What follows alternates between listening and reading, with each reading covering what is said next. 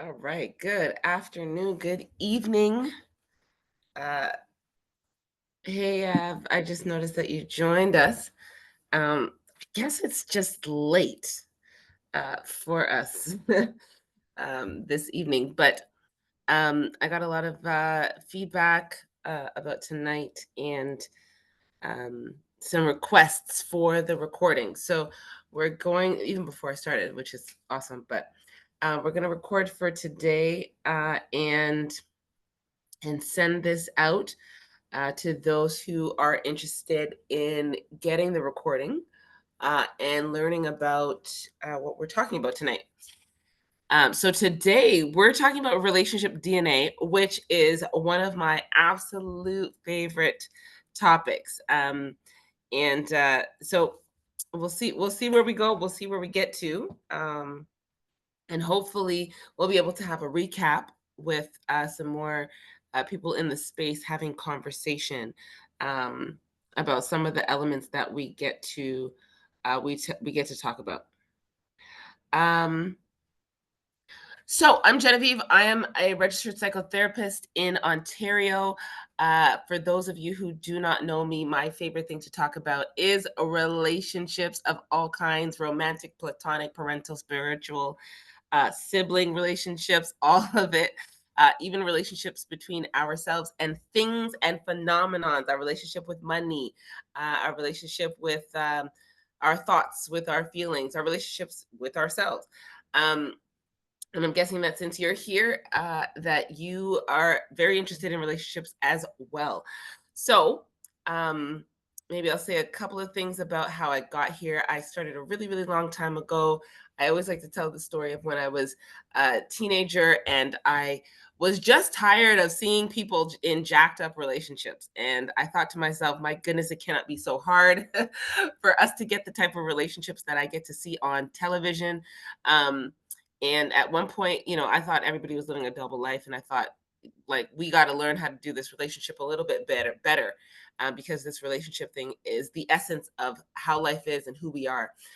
So I decided to go on a quest, and I've been there ever since. How to do relationships well, how to get the most out of relationships, and how to become the most within the context of relationships as well. So I'm glad you're here, and I do think I'm onto something, and I think that if we spend time in this area, that we certainly will be able to help our lives. Okay, well, our overview today, as usual, we'll start with some definitions.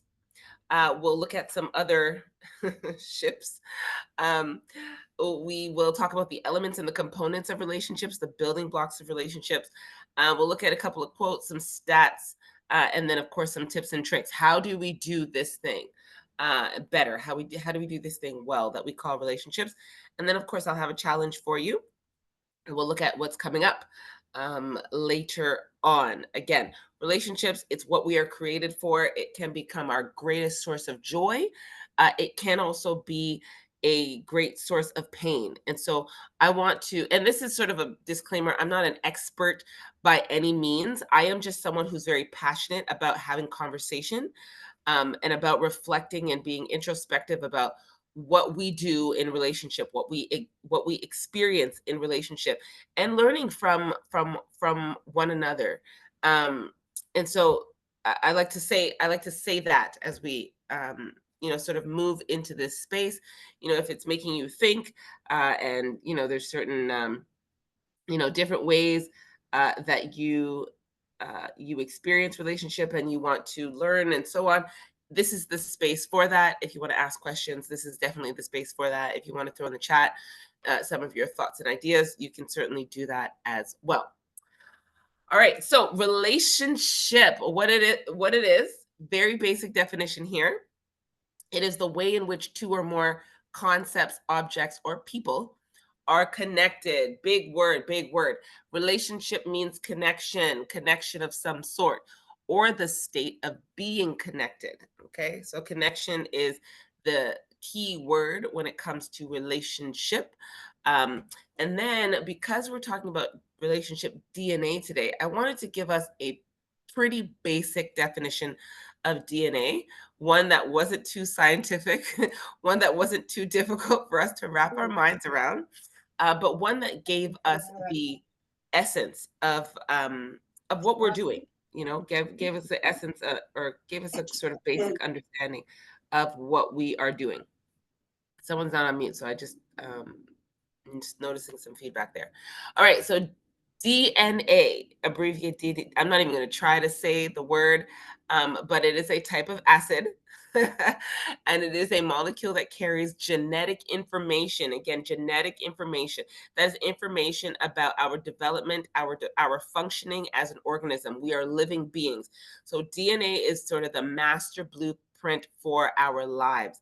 It is a self-replicating material that is the main constituent of chromosomes. Okay, so it has little fibers, little entities, little things that come together. It self-replicates, and it is the basis of our functioning as a human organism. It is also the carrier of genetic information. And I just noted here, it's fundamental, it's distinctive characteristics or qualities of someone or something. So genetic information is what makes us who we are. It makes us unique. It makes us special. It makes us one of a kind, right? So nobody else has our DNA. Nobody else has our fingerprint. It makes us one of a kind, one carbon copy. There's only one of us ever. And so it is fundamental, it is distinctive, and it carries the qualities of who we are as human organisms. Okay. Um, and is generally regarded as unalterable. Unalterable means unchangeable. Means you can't alter the DNA. Okay, so you can't just sort of decide that you're going to change the fundamental qualities of who you are, genetically speaking. Okay, so that is what DNA means. When we look at Oh, or sorry. think about relationship DNA, no worries. When we think about or look at relationship DNA, what you want to understand or what you even want to think about is the fact that what we're talking about is the essence or the fundamental and distinctive characteristic or quality of what a relationship is. Okay. So that's what we'll be talking about today. It will be a lot of fun. Okay, so again, maybe I'll say this before we jump into some of these little slides or little quotes and things like that. I'm very open. If you want to throw comments in the chat, you can do so. If you want to raise your hand and unmute your mic, you can certainly do so as well. So we can invite other perspectives and conversation into the mix. We are a small bunch today, so don't be shy. And then we'll get the most out of our presence and our time here. All right, so relationships, my goodness, I call it everyone's favorite topic. So many books, so many songs, so many movies, and so many articles. I don't know if you guys have ever heard of Medium. Medium is a social media platform of sorts. It's for up and coming authors or amateur authors. I'm not getting any money from Medium for putting in this plug, but I do subscribe to the platform. It's my form of social media, so to speak. And Medium has lots of authors, and they just write different articles on topics that are of interest to them. And it is Medium's favorite topic. Okay, there are billions, millions, gazillions, so many articles on relationships, and each one of them, well, I shouldn't say each one of them, but most of them have some kind of prescription involved. And you see here, I really just I really just screenshot um I did a screenshot of some of the topics that come up on a daily basis. So Medium sends me articles every day, and they say, "Hey, based on your criteria, based on your interest, we're sending you these articles. We think you might be interested in reading." And they'll say, "Oh, it takes 4 minutes to read this article, 3 minutes," and it's so intriguing. You're like, "Oh, it's like 10 signs that you're attractive or more attractive than you think," or it's like the reality of being attractive to your and you're just like, oh my goodness, it's so interesting, to read um the articles. I'm getting feedback. Let me just okay, we'll do that. It's so interesting to read the articles. So someone was trying to join. Hopefully they try to join again. So we know that relationships are a huge topic. Everybody wants to know about them. Everybody wants to do them better. Everybody wants to have better relationships. And then we have, articles like these that are trying to help us, but I don't know if they actually do that. I think sometimes they do more harm than good, because they give us an easy way out. They give us like 3 steps to having the best relationship of your entire life. And it takes away from the reality of the work that's required for cultivating and establishing and building great relationships. And so I just thought this was an interesting point to make as we consider what our relationships are like and what we are putting in. What is the work that we are putting into cultivating our relationships? What is the essence of our relationships, the relationships that we enjoy and experience, right? And then what is the quality of those relationships? Are they great? Are they not so great? Do we want them to be better? And how do we go about making them better? What is our relationship DNA? So take a moment, take stock of what you've thought about your relationships, the quality of your relationships, how you've gone about making attempts to build your relationships, and then what has happened, right? And so that's just an easy sort of moment for you to be introspective. Thank you so much. I don't see her.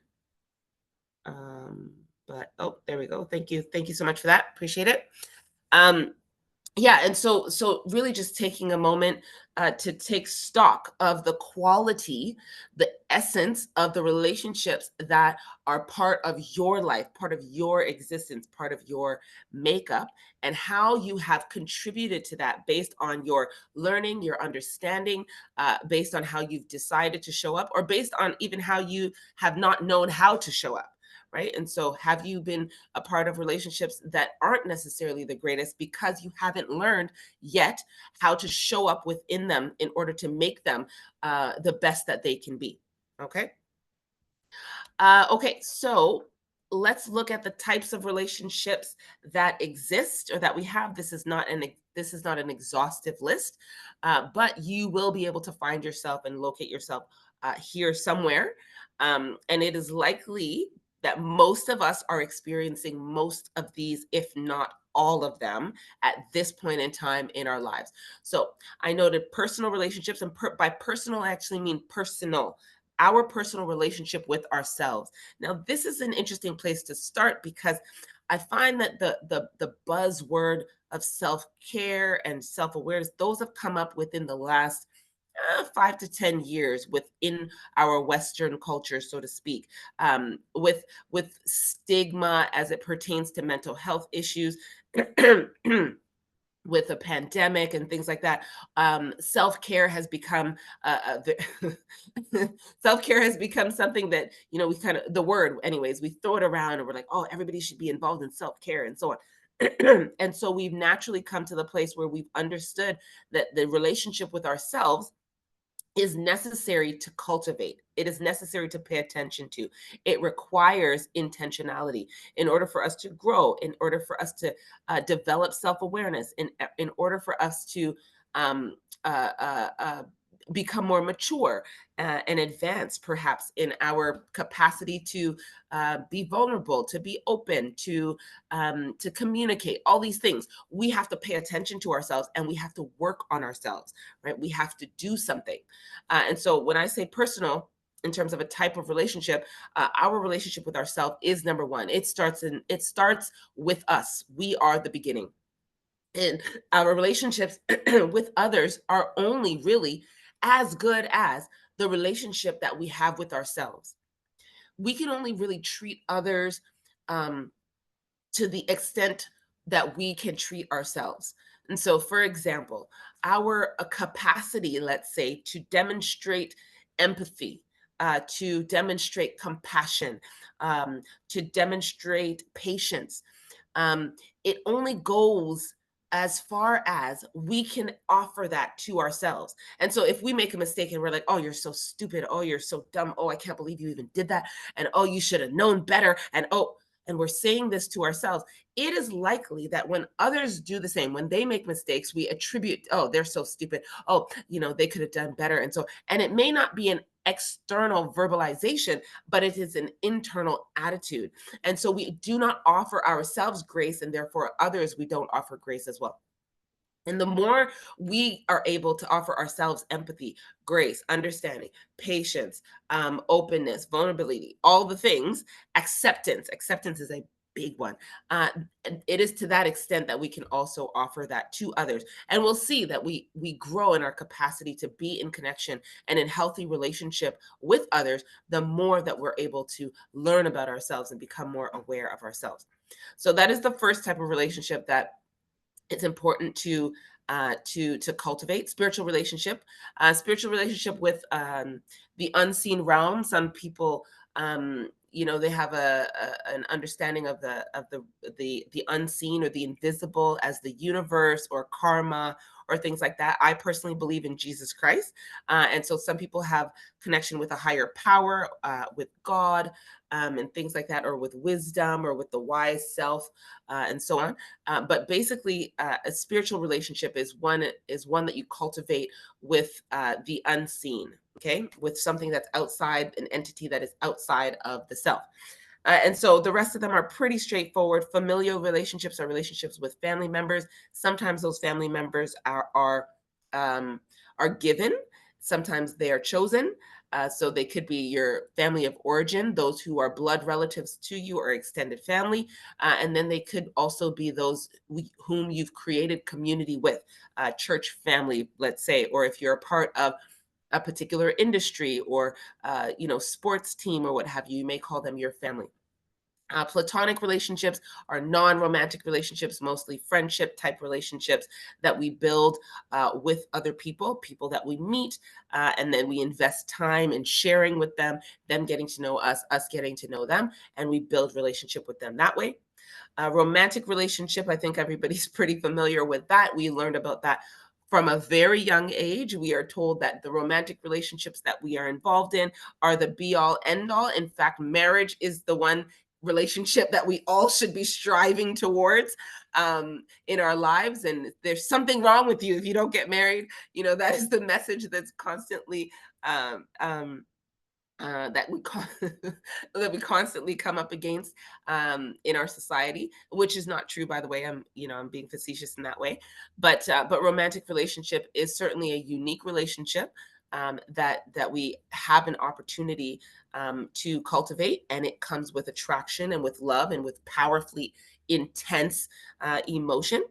Emotional relationships again are ones where we connect on an emotional level with other people, and that can be family members or friends, any of these, uh, in terms of the types. Business relationships, very specific, very unique, usually pertaining to vocation, or things that we do instead of things that we are, so more doing rather than being. Transactional relationships, usually things like, um, I have transactional twice. Transactional relationship, usually things like, if you go to the grocery store, and you pay for your groceries, or you go to the barber shop. And some of us have friendship type relationships or platonic relationships with those who provide services for us. Um, but usually they are transactional, and you go to I don't know, you go to the gas station or what have you, maybe you go to this full service, and there's a relationship there. The person pumps your gas, we're humans, and so there's some kind of interaction, but it's more transactional, right? So they provide you with something, or you might be in the providing of a service position, and then there's some kind of transaction that you engage in with another person. uh, and then there's cultural societal relationships, that involve, of course, our culture and our society, and we connect based on perhaps politics, or some kind of phenomenon that's taking place in our neighborhood, or even events. We might have cultural events like picnics or things like that, that we connect on. Even our education system can be categorized under that can be under that category as well. So we see there's a lot of types of relationships, and then we're going to talk more about the essence of them or the elements of them. I don't know if any of you guys have taken, is it what is it, the periodic table or the elements table, but I thought this would be cute to sort of highlight some of the elements that I think are fundamental. So these are elements. These are not the same as stages in a relationship. These are elements. These are components of a relationship, the things that are required for the thing to be called a relationship. So it's like a recipe versus ingredients. The recipe involves the steps that you take to make the thing, but the ingredients are the requirements. Okay, and so if we don't have the ingredients, then it can't be called the thing, right? So if you put flour and granola together, can it be called a cake? Not really. You have to put in some, what do you call it? Some butter, some milk, or, some sugar. You have to have different components, different elements, different ingredients in order for the thing to be called the thing. Okay. Um, so for a relationship to be called a relationship, it requires specific elements. It requires specific entities. It requires specific things. And so I just noted here three things that I believe are fundamental. I have a whole chart that's coming at the end for us to look at, and we'll talk about the challenge. But in essence, right, we need certain things for a relationship to be called a relationship, for it not to be called an entanglement or a situationship or any of the other. My goodness, there's so many terms. We're going to do a whole episode on terms one day. But in our modern dating world, there are so many different descriptions, so many different ways of defining connections between people. And what we really want to get down to is the nitty gritty. Like what is required for me to have healthy, flourishing, refreshing, life edifying relationships, connections with other people. Whether it's romantic, whether it's friendship, whether it's with my brother, whether it's with my mom, my dad, whatever the case might be. And so I've listed three here. I've listed intimacy. Okay, intimacy. Into intimacy, I heard this described a long, long time ago as into me see. So allowing someone to see into you and you seeing into another person. So intimacy is not necessarily the same as love, but it requires love. And so it's sort of higher, it's a more umbrella term. Intimacy comes on different levels, emotional intimacy, experiential intimacy, spiritual intimacy, psychological intimacy, physical intimacy. There's a lot, there are a number of levels or layers that we can experience and enjoy intimacy. Okay, so that means a coming together, that means an openness, that means a seeing into, that means a revealing of the self on all of these different levels. And they don't all happen at the same time. And so I realized that, in our society our we've done our best to turn things on their head and to come backwards and sideways when it comes to cultivating relationship. And so I remember, and this is the true story.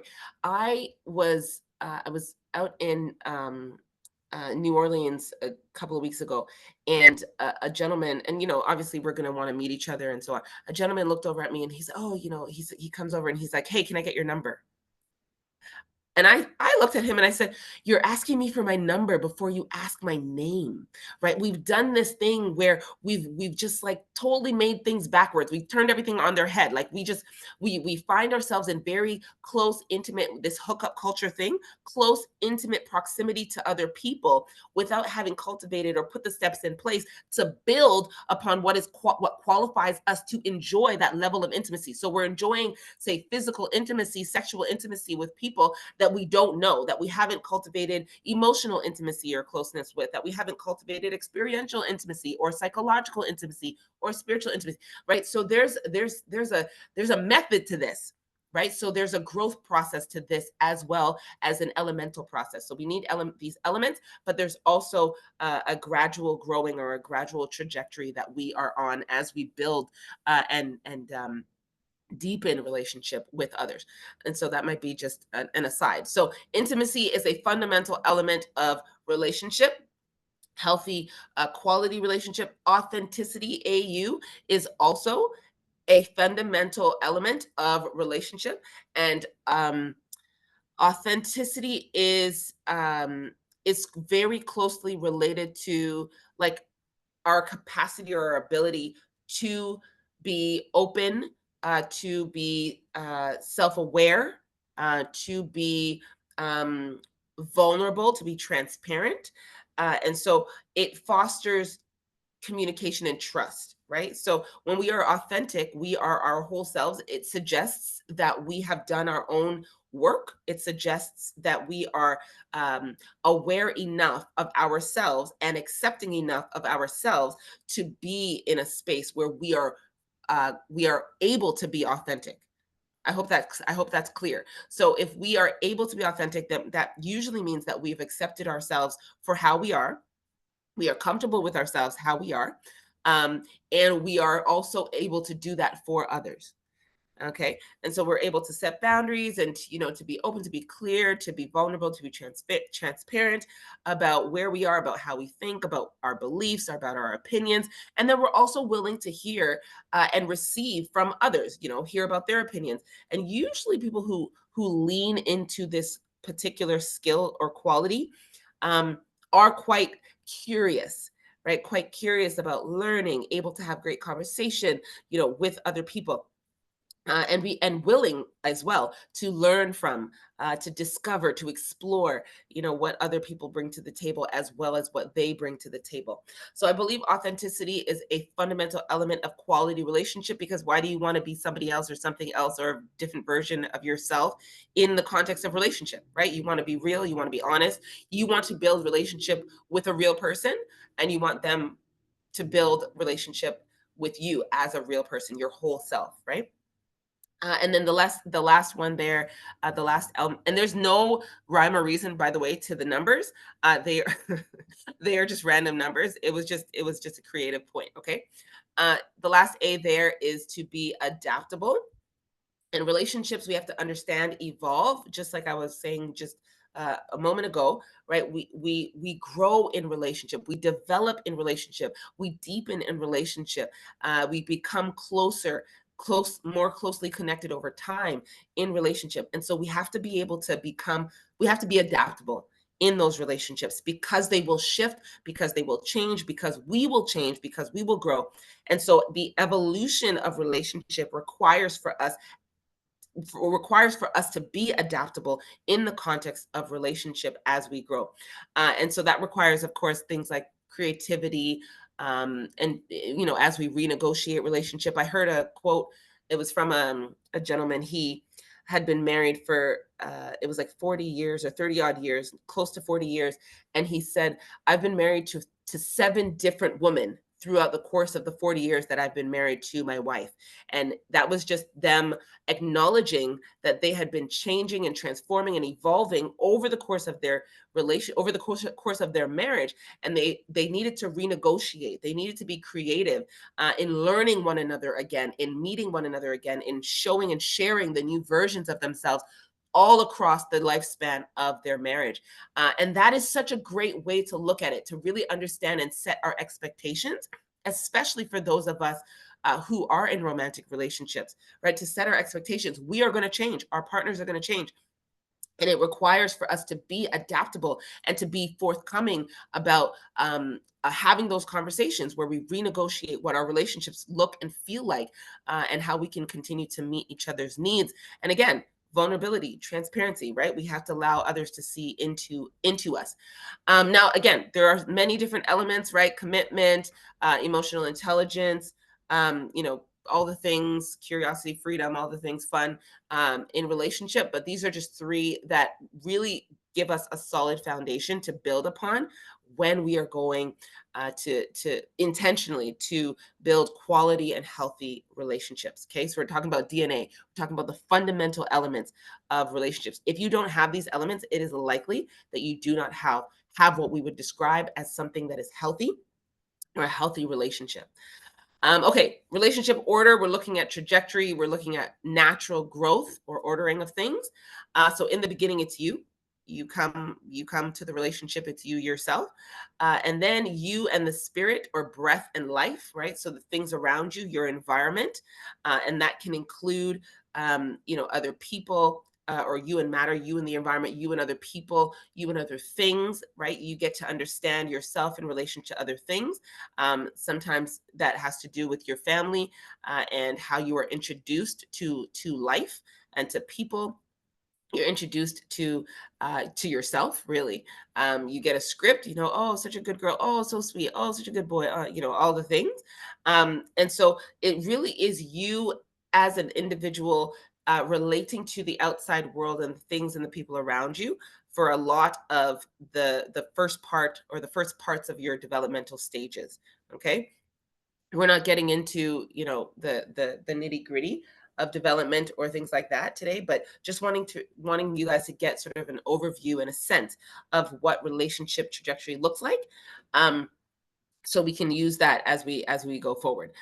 So the last 4 points. So meeting comes before sharing. So meeting someone comes before your capacity to share with someone, or you meeting someone comes before their capacity to share with you. So even if, say, you read somebody's books, for example, that's you meeting them on some level. You're meeting a part of them, through their words, and so they're able to share with you, through their teachings or what have you. But in regular everyday life, if you go to work, you go to the office, you meet someone, and then you're able to decide, hey, I can share with them, I can share some information or a story with them, or they can share with me. And then sharing comes before liking. Usually, we don't get to the point where we like people unless we've heard something from them. People don't get to the point where they like us unless we've shared something about ourselves. There's something about the way that they laugh, they tell a joke, they tell a story about them, they share something about themselves that you like, that endears you to them, right? And so sharing comes before liking. You have to get some sense of the other person before you're able to become endeared towards them, before you're able to like them. And then liking comes before commitment. So we usually don't make commitments to spending time with other people. We don't make commitments to giving of ourselves, to sacrifice. We don't make commitments to pouring energy into other things or people unless we like them, right? And so we're deeming that thing worthy or valuable of our time and of our effort. There's some kind of addition to our lives, right? So liking comes before commitment. And then commitment comes before intimacy. And that's what I was saying before, when we're looking at the natural order of things and how we've done things in our society, which is not natural. I promise you, it is not. The hookup culture is not natural, people. Um, and that's why it's so messy. And that's why it causes so much pain and hurt and heartache, because it's just not the way we are created. It's not the way that we are best able to enjoy and manifest healthy relationship. So commitment usually comes before intimacy. We are committed to pouring energy, to sacrificing, to sharing of ourselves. Question? Yes, go for it. Oh, I saw a hand up. Sorry, maybe that was that was that old? Is that Kevin? Sean? Okay, well, I'll keep going. If you do have a question, you can take your mic off and then just ask, or throw a comment into the chat. So commitment comes before intimacy. All right, so we'll jump in.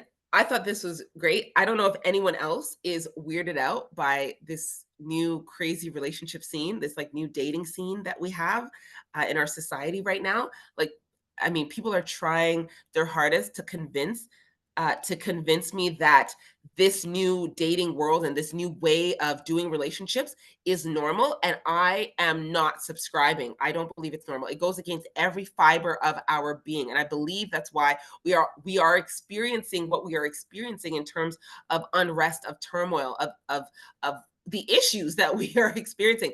So I just threw four terms here. I don't know if you've ever heard of them, but I didn't hear of them until I started and again, I'm going to do an entire episode on this nonsense because there are so many terms, you guys. No wonder we can't have healthy relationship and people don't know what to do to cultivate healthy relationships because we just have all these things going on. So I chose four because I've never heard of these terms before. And these are apparently normal things that are happening, normal phenomenon. So zombieing means when your ex or someone you dated in the past returns supposedly from the dead via like text or through social media or something like that and starts to engage with you again. So they just kind of fell off the face of the earth and then they pop back up into your life like, hey, how you doing? So that's called zombieing. So I had a chuckle when I was reading these. I was like, my goodness, first of all, we are super creative and we come up with terms to describe everything because I'm sure that, enough people have experienced this for them to be able to relate on this level. Um, so zombieing is a real thing. Pie hunting is a real thing.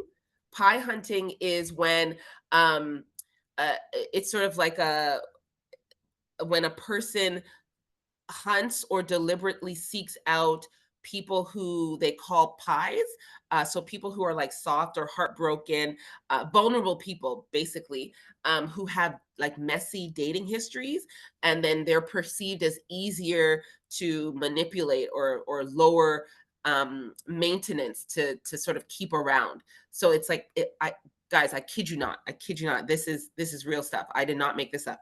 Okay, pie hunting. So people are out there searching for individuals who are more vulnerable, who perhaps have lower self-esteem, who have lower boundaries, and they find themselves in relationships with these people because it's just easier. It's easier for them to. Oh my goodness, guys, this is a real thing. This is modern relationships.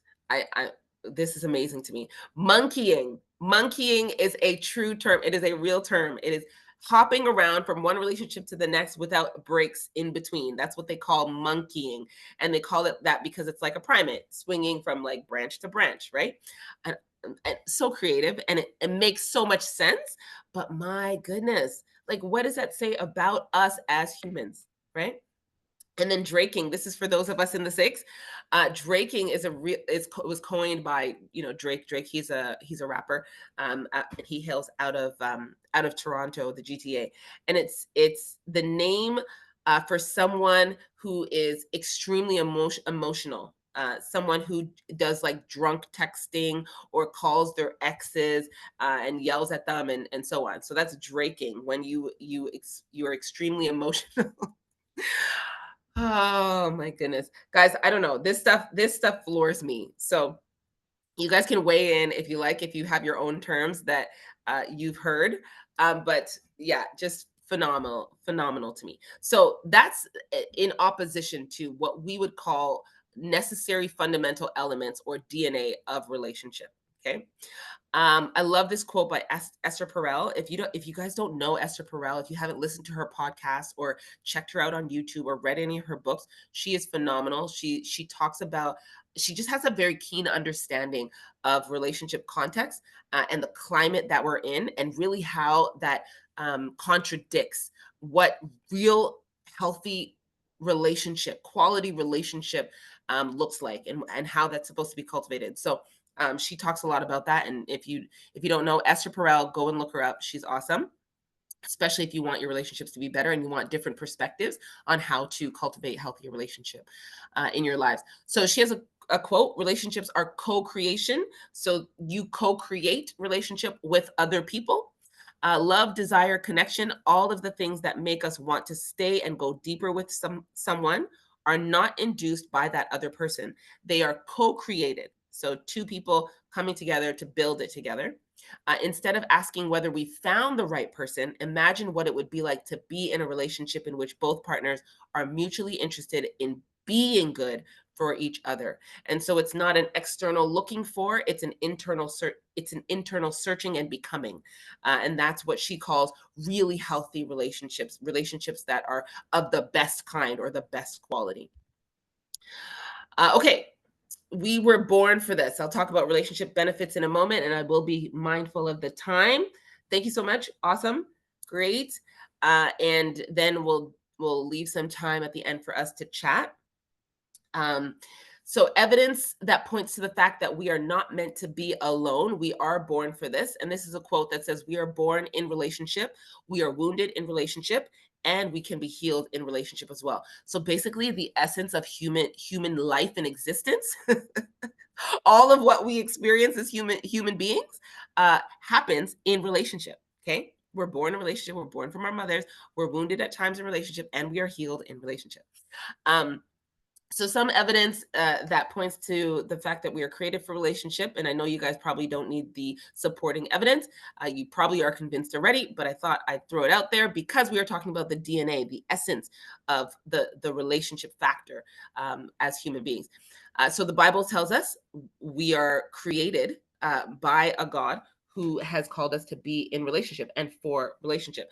He says it's not good for man to be alone. That means that it's good for man to be not alone, which is with others. And that means in relationship with other people. Okay. Conception. Conception happens in a human being. So women get pregnant by men, right? Sperm, egg, right? I'm sure you guys have gone through this. And that is relationship. There's a relationship between the sperm and the egg. And then it cultivates a real life human being in the body of a woman. That in and of itself is relationship, right? So the body of the woman has to feed the fetus, and the fetus grows and so on. And then the woman pushes out labor, right? Labor happens. The woman pushes out this tiny human, and then this tiny human gets fed by the woman, right? So that is relationship, relationship for survival, relationship for feeding, it's relationship. And so the family of origin prototype is also an indication that we were born for relationship, right? So we have man, woman, child. We have those. We have two adults feeding or fueling the cult and cultivating the development of another human being, right? So all of that is relation. All of these things are relational contexts. Okay, emotions. We leave the best and most beautiful things in life to our emotions, right? We feel things intensely, whether it's anger or despair, or whether it's joy and excitement, right? All of our emotions help us to communicate with others. They're not for ourselves. We don't feel things in ourselves for ourselves. We feel them so that we can communicate and enjoy mutual experience with other people. It's like, oh my goodness, I'm so excited. What do? You call somebody, you text somebody, you post it on social media, right? So that others can share in your excitement. Oh my goodness, I'm so sad. Oh my goodness, I just lost someone, or I just broke up with someone. What do? You post it on social media, you call your friends, you share that with other people that you are in relationship with, right? So emotions are very, they're not for they are not for ourselves. They are for everyone. They are for us to communicate and be in relational context with other people.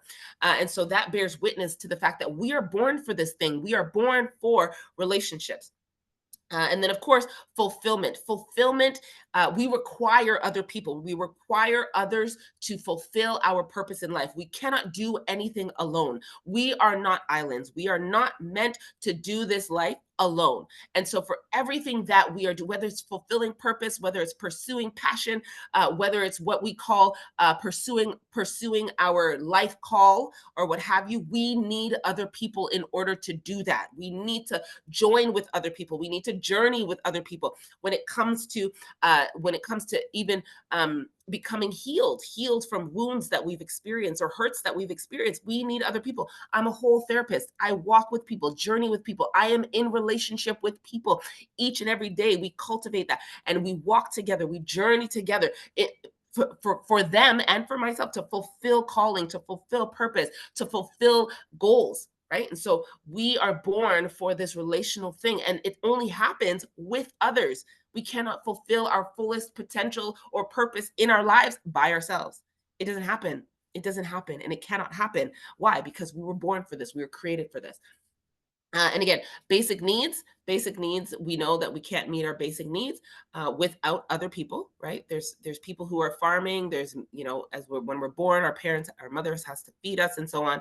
And so all of these things bear, and I put everything at the end, everything bears witness to the fact that we are born for this, okay? And so this is, again, the essence of relationship, the essence of attachment and connection, interpersonal communication, interdependence. This is what we were created for. And I get it. Sometimes we are wounded and then we want to check out. I don't need nobody. I want to do everything on my own. I'm going to do everything by myself. I want to be independent. I want nobody's help. Right. And that, yes, I get it. We're hurt. We're wounded and it's hard. But at the end of the day, because we are created for it, the only way to find healing from those wounds is in the context of relationship. We have to take the risk. We have to take the chance again. We have to put in the effort again. We have to go through it and come into relationship with other people, so that we can fulfill our greatest potential and so on. So I want to be, again, mindful of the time. We're a little bit behind today. So relationship benefits. So knowing what are we talking about today? We're talking about relationship DNA. If we understand the function of a thing, if we know what the thing is for, what a relationship is for, then we have a greater likelihood of using it well. It is less likely that we fall into, say, a situationship or an entanglement if we understand the components and elements of what a relationship looks like and what it is for. Okay. Also, if you know what you need, you can make good trades, right? So if you know what a relationship requires, you can cultivate those components as opposed to search for other things. And so sometimes we look at ourselves, we're trying to find happiness or we're trying to find fulfillment in life, and we go and buy things or we go and eat food that's comforting for us, but those things never bring us long lasting fulfillment or happiness, right? So if we understand that relationships require, say, intimacy or vulnerability or transparency, we can lean towards building up those skills as opposed to looking for financial security in the context of relationship, which is not a fundamental element of quality relationship. So the last one is work on the foundation, fundamentals, and basics, and the rest will grow. The rest will grow strong as you build. The rest will grow strong as you build. So that's a typo.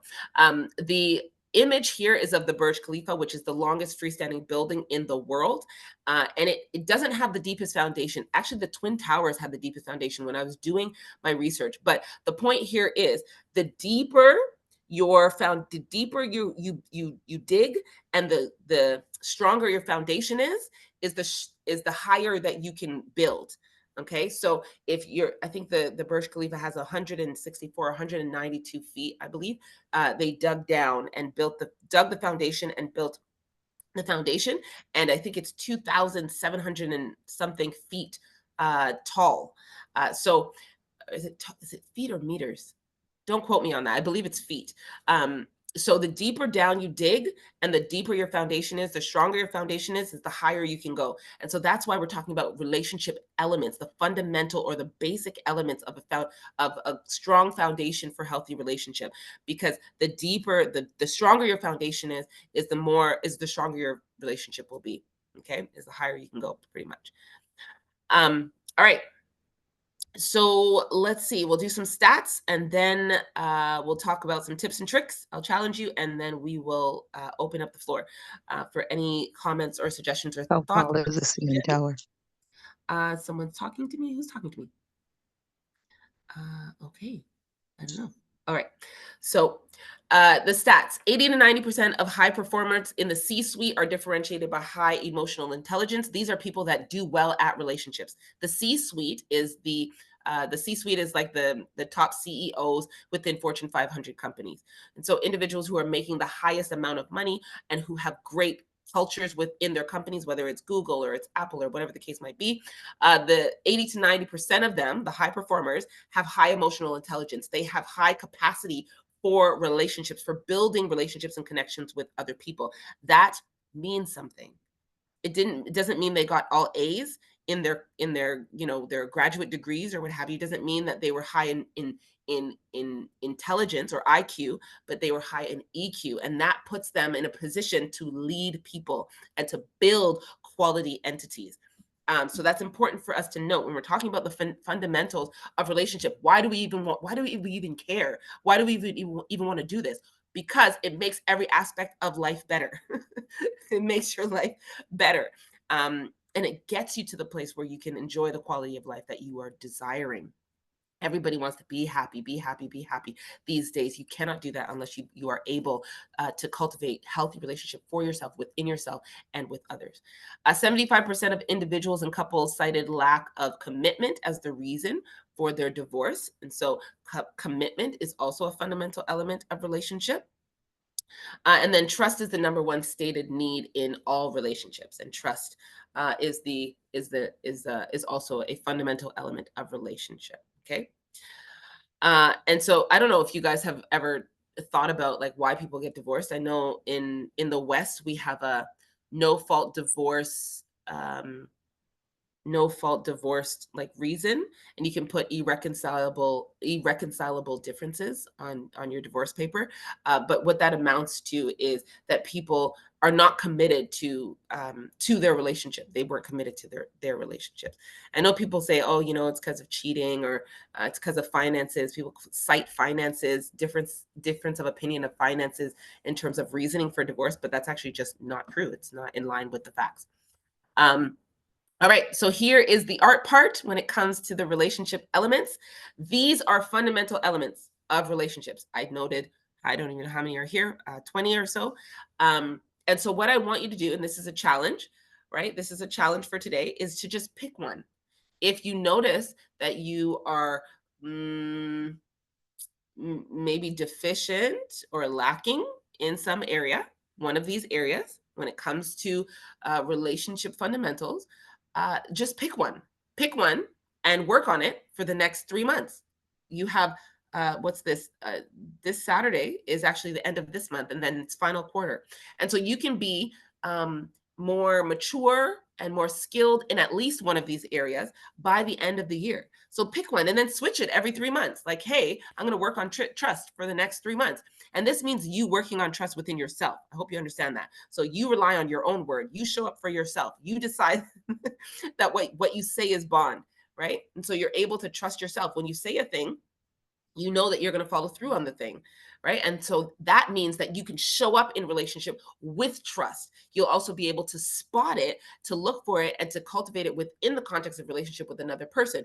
And so putting proper boundaries in place when it comes to trust. If someone says, hey, I'm going to be there at this time, and they're not there at this time, it's not like, oh, okay, no worries, no problem. No, it's, why weren't you there at this time? Let's make sure that when we say we're going to do a thing, we do a thing, so that we can be accountable to one another, and we can grow this fundamental aspect of our relationship, so we can enjoy healthy quality relationship in our lives. And so I can send this out if you throw your email in the chat if you guys want.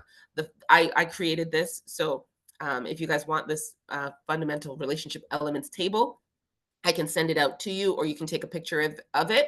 But this has been extremely helpful for me, especially as one who's passionate about relationships. Just looking at, okay, what area am I finding myself deficient in? What area maybe do I need to work on with a particular relationship? Maybe my boss at work, it's hard to be vulnerable with them because they're kind of hard, and so maybe I want to work on vulnerability with them. But with my spouse, maybe I want to work on compassion. Maybe I've lost that. Maybe I've been taking our relationship for granted, or whatever the case might be. So pick one, work on it for 3 months, and then pick another one, and then work on that, right? We have our entire lifetimes to work on this and to become better, to improve, and to grow. So if you're missing any essential elements, or any of the essential elements need more work, which they likely do because we are human beings, then you're probably in another ship and not a relationship. So you want to make sure you build on and develop skill in these areas. Okay. We are done. So, okay. Yeah, I'll do a personal challenge. So your challenge is to pick one element and to work on it, apply. So act on it, apply what you've learned to here today, change something about yourself, and teach somebody something that you've heard here today. So that is our ACT challenge for every time we come together during this relationship series. So pick one thing, act on it this week, apply it, change something about yourself, and teach it to somebody else. This book is phenomenal. I don't have my copy here today, but if you want a book that will help you to communicate better, this is one that I'm reading. I'm almost finished. The 16 Undeniable Laws of Communication. And so I'll be doing a training on this in the next little while, probably in about a month from now. And we'll mastermind it and go through it and really try to improve on our communication skills. I'm still doing the 15 Invaluable Laws of Growth, and it has been phenomenal. We are seeing so much potential like blown out of the water. So if you guys want in on that, you can let me know as well. For the replays, I'll be uploading the replays at the end of the season. At the end of the season, I will be uploading the replays. You will find them on the Mentiverse app. Season 1 is already there. Season 1 of the Real-ationships series is already uploaded to the Mentiverse app. You can find that through your Apple Store or your Google Store, and you can catch the replays and do the worksheets and continue on the journey of building yourselves up and strengthening your relationships. Next week, we will be talking about difficult conversations, how we ourselves show up in difficult conversations, what words we can use, how best to facilitate these conversations, and how to get the outcomes that we're looking for, that bring us closer to one another, that foster connection as opposed to disconnect us or tear us apart. And so we'll be talking about that next week on the relationship series, same time, same place, Wednesday at 7.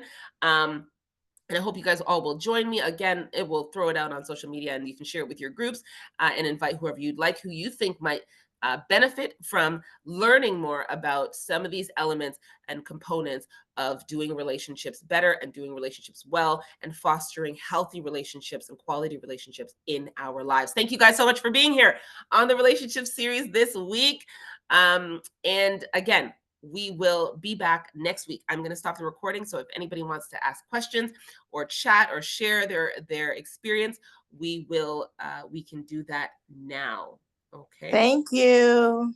Absolutely. A pleasure. Very important tips. Very, very important. I like what you said about we're meant for relationships.